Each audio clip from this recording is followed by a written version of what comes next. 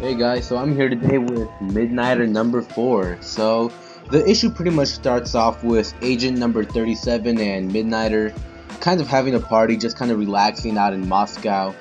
And then you kind of cut to a scene to this like secret bar in Moscow as well where people just drink, and it's kind of like a secret kill club where they have a captured vampire and they're about to brutally kill it. So you kind of go to a bar in Moscow as well. You kind of see Midnighter and Grayson and a secret contact that they're talking with about Garden Tech and Midnighter wanting to find it. But they also start talking about the Kill Club and kind of what might be going on here.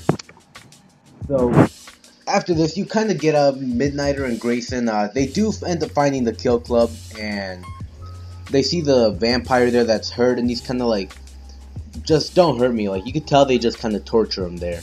They don't really have him for any other reason. So, of course, these men try to attack Midnighter and Grayson, but they end up killing them, as you would guess, because I mean, it's Midnighter and Grayson. So, of course, they don't leave the club without getting a lead as to where to go next. So they kind of follow this guy into an alley and follow him into like this really weird kind of like apartment complex. And then they kind of get attacked by these men in suits, which are vampires as well. But one thing that's kind of noteworthy here is that Grayson at the last minute saved Midnighter because Midnighter couldn't sense the vampire. So Midnighter saved him in that.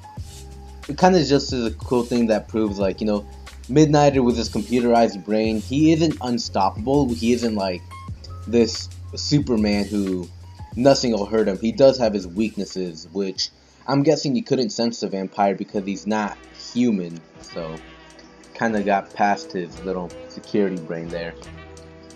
So after that, after they kill all the vampires, they do end up killing the Vampire King, which is what was behind Midnighter.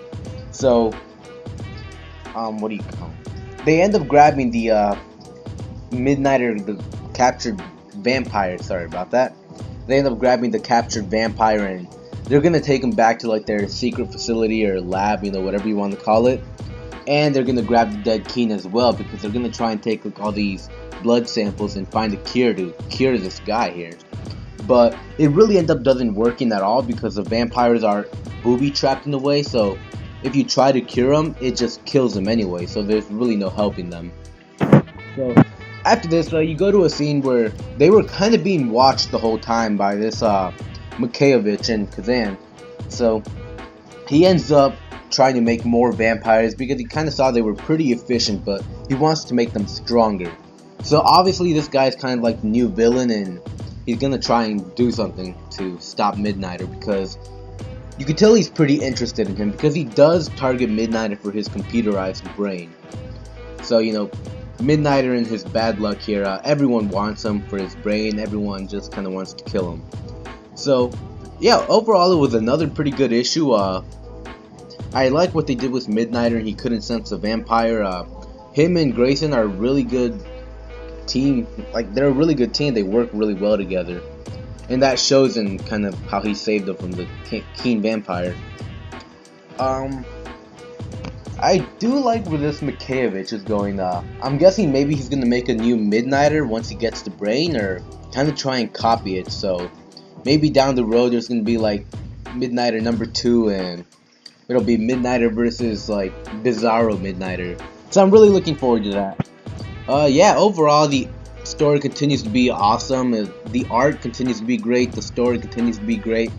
Overall, I rate this issue an 8.5 out of 10, and I do recommend that you pick it up.